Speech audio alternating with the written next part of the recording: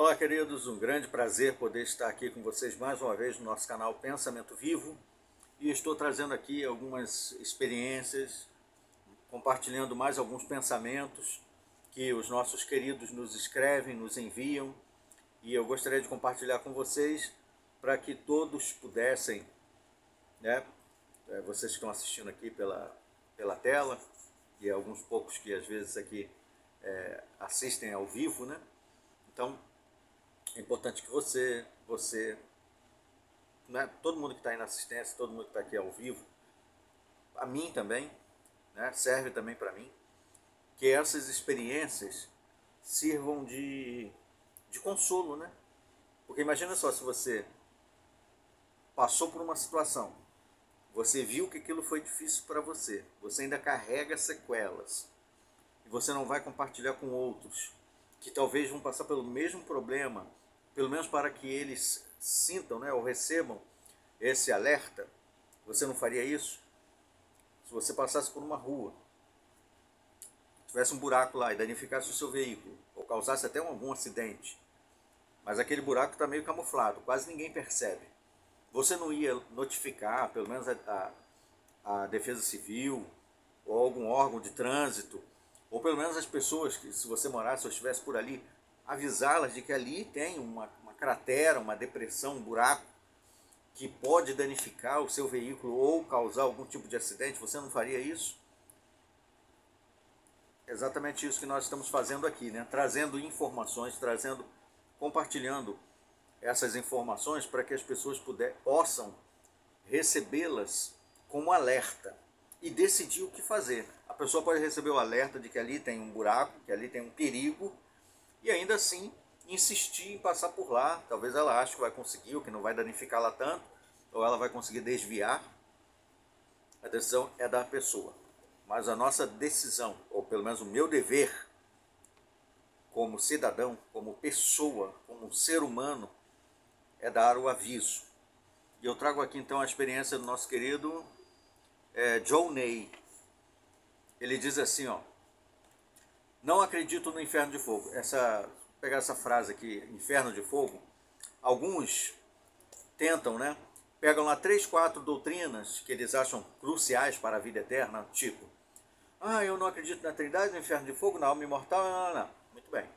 Pronto, uma vez que eu não acredito nessas coisas, eu posso engolir tudo que a liderança dessa organização ensinar ou fizer, suas regras, está tudo certo.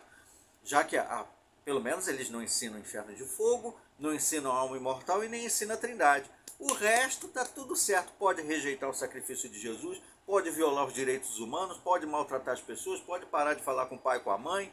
Está tudo certo. Afinal de contas, não ensina inferno de fogo, alma imortal e Trindade. O resto tudo é permitido. Nada disso. Bom, pelo menos para mim, né? Tem gente que aceita isso como correto. Alguns acham, uma religião que não ensina inferno de fogo, alma imortal e Trindade não pode ser verdadeira. Aí tem aquela que não ensina, ou que ensina, né? Diz assim, uma religião que ensina alma imortal, inferno de fogo e Trindade não pode ser verdadeira. Aí tem a outra que ele acha que é verdadeira porque não ensina a Trindade, inferno de fogo e alma imortal, mas despreza o sacrifício de Jesus, despreza as relações familiares, viola os direitos humanos, não ensina coisas que são subjetivas. Por exemplo, a Bíblia fala de a pessoa ser atormentada e lançada no lago de fogo e ser atormentada para sempre. Não estou dizendo que inferno de fogo é um ensinamento bíblico, mas estou dizendo que a Bíblia ensina em Apocalipse capítulo 20 que a fera, o falso profeta, Satanás, etc., vão ser lançados no lago de fogo e atormentados para sempre. É literal, não é? A Bíblia não fala isso. Posso entender que é literal, posso entender que é simbólico, mas em que difere isso da minha vida eterna? Em que difere isso da minha crença em Cristo? A alma é imortal, a alma não é imortal, é uma questão subjetiva, pode ser imortal, pode não ser. E aqueles que nunca morrerão? Jeová é uma alma? Deus, o Criador, é uma alma? A Bíblia diz que ele tem alma, que a alma dele está aflita. Ele é mortal ou imortal? Mortais são aqueles que morrem, e aqueles que nunca morrem são imortais. É imortal enquanto não morre. Pelo menos. Um anjo é mortal ou imortal? Os anjos fiéis e leais são imortais ou são imortais ou mortais? Então você pega coisas que são subjetivas, que podem ser uma coisa ou outra, porque você não tem como saber exatamente, já que a Bíblia não fala detalhadamente, claramente aquilo, é muito superficial para dizer essa aqui ensina isso, então é verdadeira, aquela ali ensina aquilo, então é verdadeiro. Essa ensina que o Espírito Santo é uma pessoa, essa ensina que o Espírito Santo é só uma força. A Bíblia não entra nesses detalhes, então o que adianta você se apegar a uma coisa que não é essencial para a vida eterna? Você pode ficar cavucando na Bíblia, pegando texto e tal. Você vai pegar um texto que prova esse aqui, você vai pegar um texto que prova esse outro lado aqui, e vai continuar o conflito pelo resto da eternidade. E aquilo ali não interferiu em nada na sua adoração a Deus. A menos que você queira que interfira. Aí já é uma questão pessoal. E aí o nosso querido aqui, Johnny, disse assim, ó, não acredito no inferno de fogo, mas se ele existisse, posso afirmar que durante a minha comissão judicativa e desassociação eu vivi um verdadeiro inferno na minha vida. Para quem não sabe, comissão judicativa são tribunais fechados, onde um réu, um membro da organização, é levado para ser julgado por 3, 4 ou 5 anciãos. Pode ser uma moça, pode ser uma menina, sozinha, porque não pode ter testemunhas, e os outros não sabem do que se trata. Eles só vão ouvir o veredito, só vão ouvir o resultado final, quando se anunciar da tribuna que aquela pessoa foi desassociada ou foi expulsa. Quais são as alegações dela, sua defesa, se ela se julga inocente ou não, não interessa. A organização não se importa com isso. Não se importa com a pessoa. Só se importa que a partir do momento, aqueles homens ali que julgaram os anciãos foram designados para julgar, que defendem a organização, os membros só precisam saber que eles decidiram assim, ponto final. Ninguém pode questionar. Se o réu se sentiu injustiçado e tentar falar para alguém, ele não vai ser ouvido, porque os membros foram orientados a não mais ouvir aquela pessoa a partir do momento que foi anunciado que ela foi expulsa. Então ela não tem como se defender. A reputação dela vai ser manchada e ela não vai poder fazer nada para poder se defender, porque ninguém vai ouvir nada que ela disser. A partir daquele momento que anunciou, aquela pessoa ali se tornou pior do que um demônio. Se um anjo demoníaco se materializasse, batesse na porta do local de adoração dessa organização, os membros iriam acolhê-lo, abraçá-lo, convidá-lo para se sentar e cumprimentá-lo. Boa noite, seja bem-vindo, ou bom dia, seja bem-vindo. Mas se alguém cujo nome foi anunciado da tribuna, que foi expulso, desassociado, bater lá no salão e entrar no salão de reuniões, no local de adoração, na igreja, no templo, onde for, nessa organização norte-americana, os membros vão recebê-lo na porta, mas ninguém vai dar boa noite para ele. Só vai apontar o lugar, olha lá. Não vai dizer, né? Vai apontar. Em outras palavras, senta aqui, seu cão leproso. Pensando, né? Mas não vai falar, porque não pode falar com a pessoa. Então a comissão judicativa é realmente um inferno na vida de muitos. Vivi o verdadeiro inferno na minha vida. A minha desassociação mudou totalmente a minha pessoa hoje, embora ainda sou membro dessa organização por conta da família. Muitos ainda permanecem lá, suportam todos esses tipos de humilhação por causa da família. Porque quando o membro sai, é expulso ou decide sair, simplesmente, a família é orientada nas publicações e nos discursos a não mais tratar aquela pessoa como um ser humano que merece dignidade e respeito. Apenas como trataria um cachorro, talvez. Vai botar comida para ele.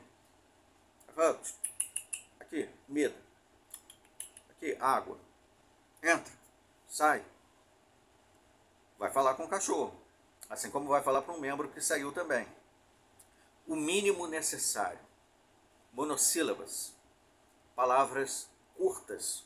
Frases curtas. Extremamente o essencial, o que está nas publicações. As publicações dizem isso. Os laços familiares continuam, mas é para se falar apenas o que é extremamente essencial.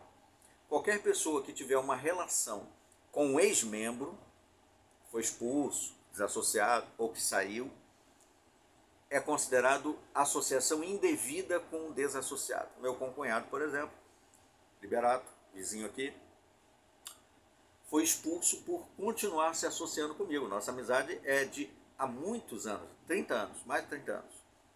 E ele continuou sendo membro da família, concunhado. Sou tio dos filhos dele, ele é tio dos meus filhos. Mas por nós continuarmos a nossa amizade, tocamos violão, vamos pescar junto, ele foi expulso por associação indevida comigo, com um desassociado. É assim que ensina essa organização, que diz ser a única verdadeira na Terra e que tem o amor que nunca acaba. Agora, amor pelo quê? Cabe a você analisar e decidir.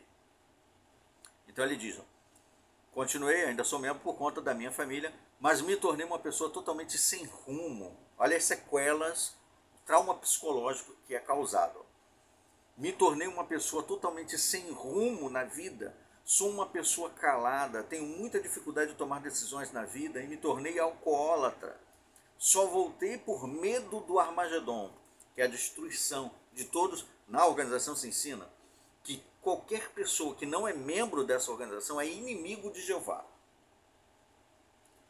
Qualquer pessoa que não for membro dessa organização norte-americana, eles são ensinados a acreditar que essa pessoa, não importa quem seja, até um bebezinho, é inimigo de Jeová. E aí um dos líderes, num discurso, riscou um fósforo, soprou e disse: esses são os inimigos de Jeová, e eles vão desaparecer com uma fumaça. Então, as pessoas que acreditam nessa liderança, que essa é realmente a única organização verdadeira, e só os que são membros vão sobreviver ao Armagedon, muitos não saem, ou se saem, voltam, se são expulsos, retornam e se submetem à humilhação, por acreditar que eles também seriam destruídos no Armagedon, que é a guerra de Deus contra a humanidade.